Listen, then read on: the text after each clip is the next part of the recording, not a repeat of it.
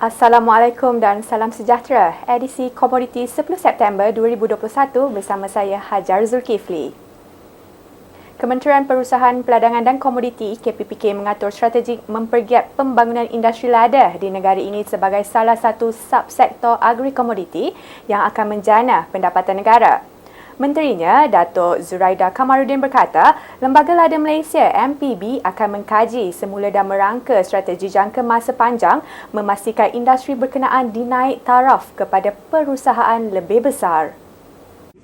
Ke arah itu, fokus terhadap kualiti serta nilai tambah produk giliran dilakukan untuk meningkatkan kebolehpasaran produk di peringkat global. Manakala pembangunan di peringkat huluan juga penting bagi mengenal pasti kriteria utama dalam penghasilan lada berkualiti. Selain itu, ujar Zuraida, penjenamaan produk lada dalam industri juga penting supaya Malaysia mencatat nama dalam kedudukan penghasilan produk premium. Alhamdulillah setelah diluluskan dan telah mendapat peruntukan dan juga daripada Finance Minister, Minister of Finance. Jadi yang ini juga akan beri makian kepada produk-produk yang telah dihasilkan oleh Malaysia Petroleum. Dan yang ini juga insyaAllah akan menjadi reference rujukan kepada produk-produk yang telah dihasilkan oleh Malaysia. Salah seperti akan berpusat di Malaysia dan terlihat dalam long-term strateginya, ini harus difikir di tempat-tempat yang lain, di market-market yang strategik di luar negara dan juga di dalam negara. Beliau berkata demikian selepas membuat lawatan kerja ke Ibu Pejabat MPB Cawangan Sarawak di Kuching pada Rabu. Untuk rekod, nilai pasaran lada putih Malaysia meningkat kepada lebih 60 juta ringgit dalam tempoh 6 bulan pertama tahun ini berbanding 40 juta ringgit tahun lalu.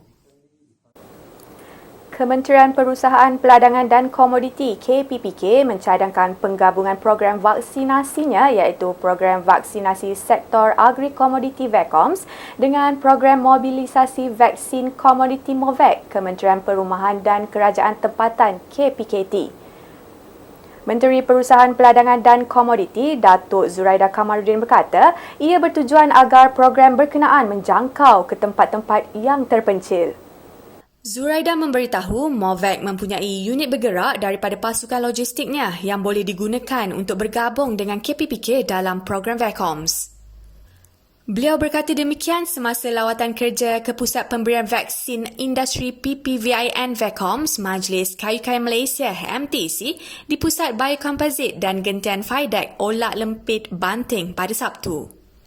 Mengenai indeks pencapaian utama KPI KPPK dalam 100 hari pertama, Zuraida berkata fokus diberikan kepada usaha-usaha pemasaran, peningkatan jualan dan kualiti produk. Beliau menambah wujud kemungkinan penyusunan dan semakan semula dalam dasar kementerian dan akan ditambah baik jika ada keperluan. Majlis Getah Malaysia MRC merancang untuk menyokong amalan mampan dalam rantaian nilai apabila menyertai World Expo 2020 di Dubai dari 1 Oktober 2021 hingga 31 Mac 2022. Bertemakan Energizing Sustainability, Pavilion Malaysia menyasarkan untuk meraih komitmen dalam memastikan masa depan yang selamat dan mampan dan diimbangi kemajuan sosio-ekonomi dalam alam sekitar. Komoditi pertanian mampan termasuk getah akan dipaparkan secara kekal di pavilion dan kementerian menerajui program perdagangan dan perniagaan selama 2 minggu. Ketua Pegawai Eksekutif MRC, Nurul Islam Muhammad Yusof berkata pihaknya komited bekerjasama dengan peserta industri menghasilkan getah asli mampan. Selain memenuhi permintaan yang semakin meningkat, pihaknya akan memastikan pertumbuhannya melindungi alam sekitar. Lembaga Getah Malaysia LGM katanya telah membangunkan produk getah asli seperti seismic bearing, pembinaan jalan berasaskan getah dan ekoprena mesra alam dengan jejak karbon rendah. Ujar beliau lagi, Expo Dunia 2020 akan menjadi platform terbaik mempromosikan produk getah berasaskan teknologi hijau ini kepada dunia. Nurul Islam berkata MRC akan melancarkan pameran produk getah Malaysia secara maya Marvis iaitu platform dalam talian. Ia lebih dipercayai dan memudahkan libat urus perniagaan antara pembeli antarabangsa dan pengeluar produk getah Malaysia. Baiklah, kita berehat seketika, kembali selepas ini.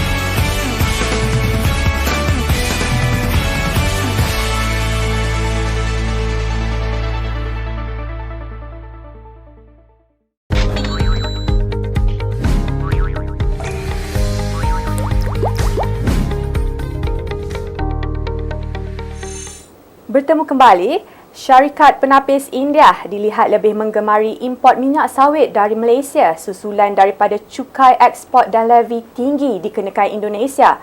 Pengarah Persatuan Pengekstrak Pelarut India, C, Dr. B.V. Mehta berkata, antara Januari dan Jun 2021, negara itu mengimport 1.75 juta tan metrik minyak sawit Malaysia berbanding 1.72 juta tan metrik yang diimport dari Indonesia.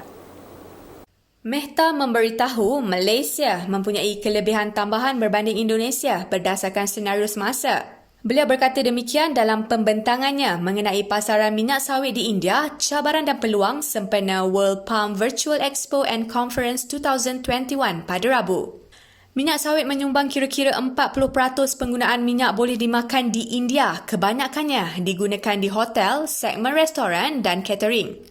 Ia diikuti minyak kacang soya, mustard dan minyak bunga matahari. Menurut Mehta, di India, minyak sawit masih dianggap sebagai minyak murah kepada isi rumah berpendapatan rendah berbanding isi rumah berpendapatan sederhana dan menengah. Sehubungan itu, beliau mencadangkan supaya Malaysia dan Indonesia mengadakan kempen di India bagi mengubah pemikiran masyarakat dan akan mendorong permintaan lebih tinggi bagi import minyak sawit ke India.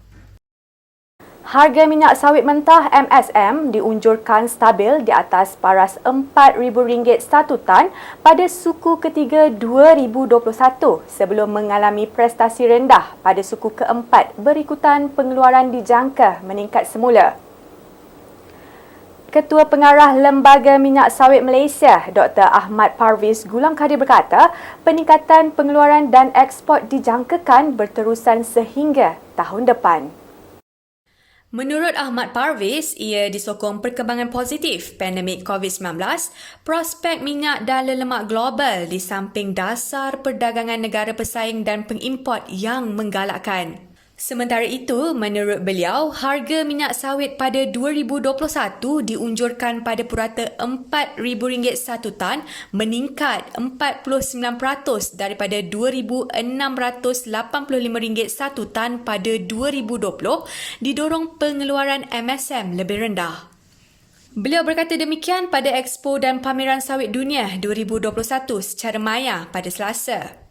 Tambahnya, pengeluaran MSM pada 2021, pengeluaran tempatan dijangka mencapai kira-kira 18 juta tan. Ia lebih rendah daripada angka tahun lepas yang sebahagiannya disebabkan penawaran tenaga kerja terhad, ekoran penutupan sempadan serta ketersediaan tandan buah segar yang berkurangan. Sekian dulu edisi Komoditi Minggu ini. Kembali lagi pada minggu hadapan. Saya Hajar Zulkifli. Assalamualaikum dan salam hormat.